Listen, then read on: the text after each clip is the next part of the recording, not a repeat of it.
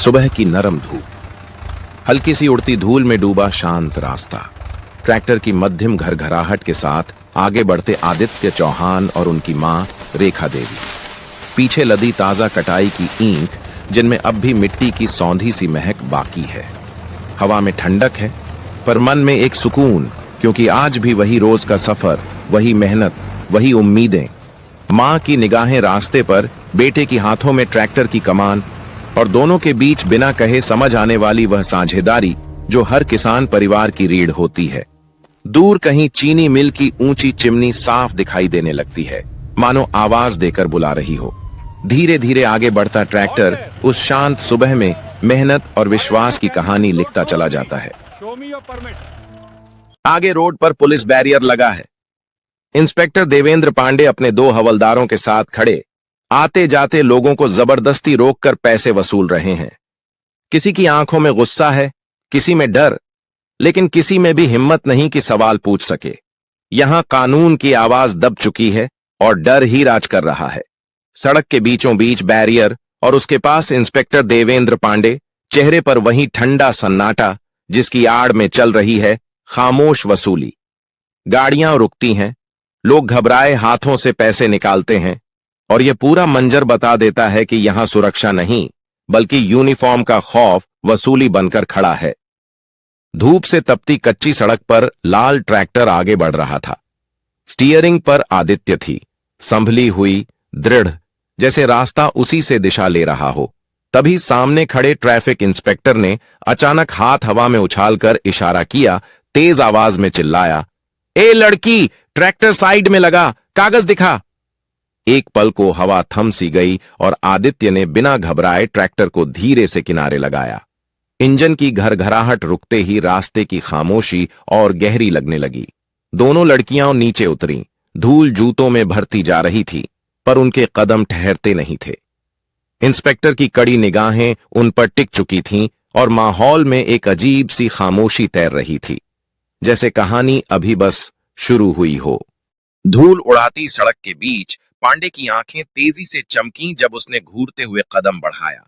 उसकी आवाज में वही पुरानी तुच्छता टपक रही थी, ओहो, बड़ी हीरोइन, और ये भिखारीन कौन? पल भर को हवा जैसे भारी हो गई, लेकिन आदित्य की आवाज में कोई कंपन नहीं आया।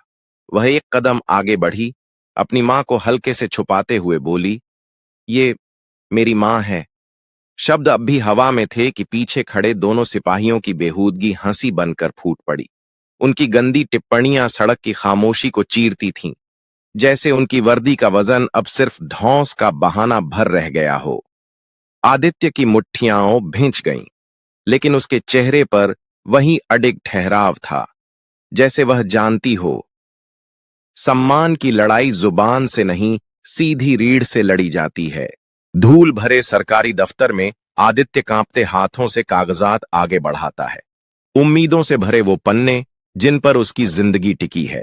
लेकिन इंस्पेक्टर बेपरवाही से कुर्सी पर ढंसा, एक नजर तक नहीं डालता, और अगले ही पल कागज उसके हाथों में बेरहमी से चीथड़े बनकर हवा में उड़ने लगते हैं। आदित्य की आंखों में अविश्वास है, गुस्सा है, और भीतर कहीं टूटी हुई उम्मीदों की हल्की सी आवाज। इंस्पेक्टर ठंडी, तिरस्कार भरी नजर उठाता है और गुर्राता है, हमसे चालाकी, नकली कागज लाए हो। कमरा एक पल को खामोश हो जाता है। टॉर्न पेजेस जमीन पर गिरते हैं और आदित्य अपमान और सच्चाई के बीच खड़ा अपने हक के लिए लड़ने का संकल्प भीतर ही भीतर जगा लेता है। सड़क पर खड़ी आदित्य विरोध करती है। इंस्पेक्टर उसका विरोध सुनकर गुस्से में आता है और बिना हिचकिचाए उसे एक जोरदार थप्पड़ मार देता है। सड़क पर तुरंत सन्नाटा छा जाता है। आसपास खड़े लोग सब कुछ देखते हैं, लेकिन कोई कुछ नहीं बोलता।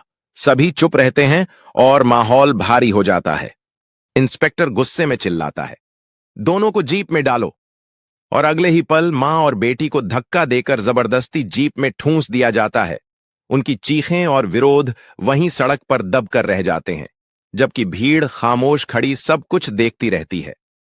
थाने पहुंचते ही मां बेटी को एक बदबूदार गंदी कोठरी में बंद कर दिया जाता है। अंदर घुटन से रेखा देवी को सांस लेना मुश्किल हो रहा है, वह हाँफ रही है, और आदित्य अपनी मां को देखकर पागलों सी चीखती है, मदद के लिए पुकारती है, जबकि बाहर पूरा थाना खामोशी से उनकी पीड़ा को अनदेखा करता रहता है। थाने की बदबूदार कोठरी में आदित्य चीख रही थी, मेरी मां को बाहर निकालो, दम घुट रहा है। इंस्पेक्टर अपने खतरनाक मुस्कान के साथ बोला, यहीं मरने दे बुढ़िया को। आदित्य का गुस्सा और डर एक साथ फूट पड़ा। उसकी आंखों में आंसू और दिल में आग थी। वह आगे बढ़ी, इंस्पेक्टर के सामने खड़ी हुई और एक जोरदार थप्पड़ उसे लगा। सिर झुका, कमरे में धूल उड़ती रही। उसकी मां की टूटी सांसें कानों में गूंज रही थीं। वह थप्पड़ सिर्फ गुस्सा नहीं था, यह एक बेटी की आखिरी कोशिश थी अपनी मां को बचाने की। और वही पल सब कुछ बदल गया। इंस्पेक्टर ने आदित्य का हाथ झटके से पकड़ा और उसे घसीटता हुआ सीधे स्पेशल रूम की ओर ले गया।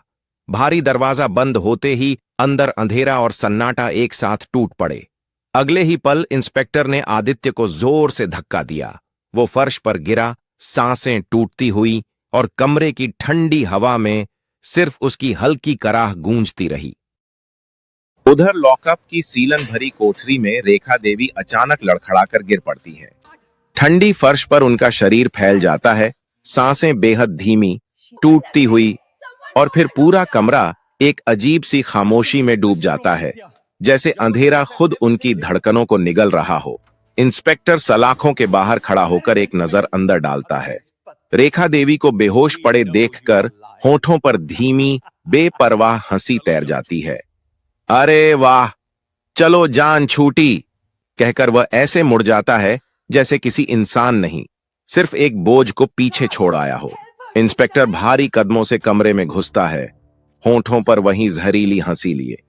वह आदित्य के बिल्कुल पास झुककर ताने की तरह कहता है, तुझे अपनी मां को अगले जन्म में देखना पड़ेगा। ये शब्द आदित्य के भीतर जैसे किसी चीज को चूर चूर कर देते हैं। उसका चेहरा सफेद पड़ जाता है, आंखों में डर, गुस्सा और टूटन एक साथ उमड़ आते हैं। अगले ही पल वह झटके से उठती है और पूरी जान लगाकर लॉकअप की ओर भाग पड़ती है, जैसे किसी आखिरी उम्मीद को बचाने दौड़ रही हो। अंधेरे लॉकअप में आदित्य अपनी मां को गोद में थामे चीख उठता है, मां, मां, आंखें खोलो। उसकी आवाज दर्द से कांपती है, जैसे हर शब्द में उसका टूट जाना छिपा हो। रेखा देवी की पलकों में हल्की सी हरकत होती है, पर उनका शरीर अब भी बेजान सा पड़ा है। आदित्य की आंखों से बहते आंसू उनके चेहरे पर गिरते हैं, गर्म, बेचैन, बेकाबू। वो बार बार उन्हें पुकारता है, जैसे दुनिया का हर रिश्ता केवल इस एक क्षण पर टिक गया हो।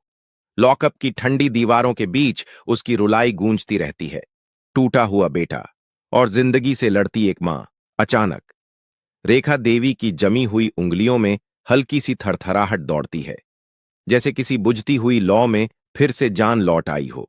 आदित्य चौंक कर उनकी ओर झुकता है, सांसें थमी हुई, दिल धड़कता हुआ।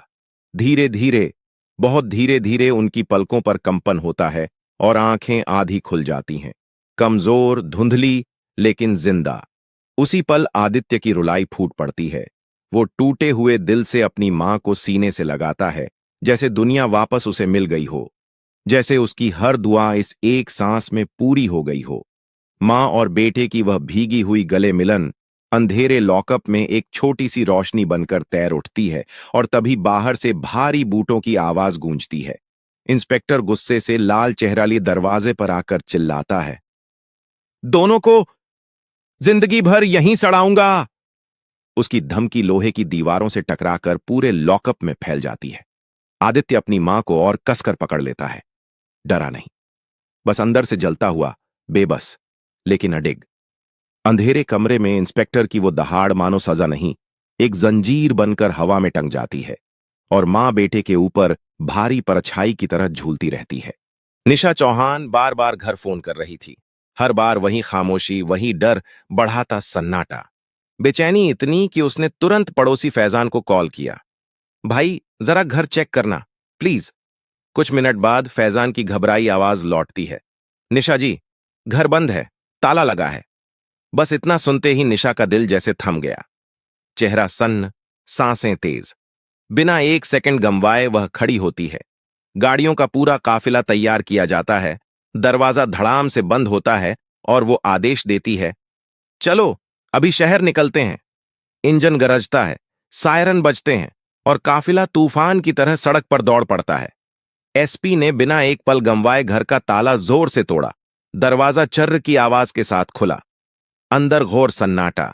एक एक कमरे में दौड़कर देखा गया, लेकिन कहीं कोई नहीं। खाली घर की ठंडी हवा जैसे निशा के दिल पर चोट करती है। उसकी सांसें तेज हो जाती हैं, आंखों में घबराहट साफ दिख रही है। निशा बेचैन, डर और शक के बीच खड़ी बस एक ही सवाल से टूट रही है। आखिर मेरी मां और दीदी कहां गईं? निशा तेज कदमों से थाने में घुसती है। दरवाजे की चरमराहट और उसकी गंभीर मौजूदगी पूरे हाल को खामोश कर देती है। उसे देखते ही इंस्पेक्टर की आंखों में घबराहट साफ उतर आती है। निशा सामने आकर ठंडी कड़क आवाज में कहती है, मेरी मां और बहन कहां हैं? 3 घंटे में पूरी रिपोर्ट चाहिए, समझे? इंस्पेक्टर का गला सूख जाता है, होंठ कांपते हैं। जी मैडम, अभी अभी खोज लेते हैं। थाने का माहौल डर, दबाव और खामोशी से भर जाता है। थाने की भारी खामोशी के बीच निशा अपना मोबाइल इंस्पेक्टर के हाथ में थमा देती है। इंस्पेक्टर फोटो देखते ही पसीने पसीने, चेहरा पीला, पर जुबान जैसे बंद हो जाती है। तभी लॉकअप के भीतर से दर्द से टूटी हुई आवाज गूंजती है, हमें छोड़ दो। निशा का दिल सिहर जाता है। वह तेजी से दरवाजा खोलती है और सामने का दृश्य उसे भीतर तक हिला देता है। उसकी मां और बहन घायल, सहमी हुई, फर्श पर सिकुड़ी बैठी हैं। एसपी निशा की आंखें भर आती हैं।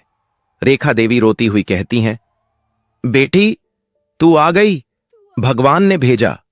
आदित्य फूट फूट कर रो पड़ती है और निशा दोनों को बाहों में भर लेती है।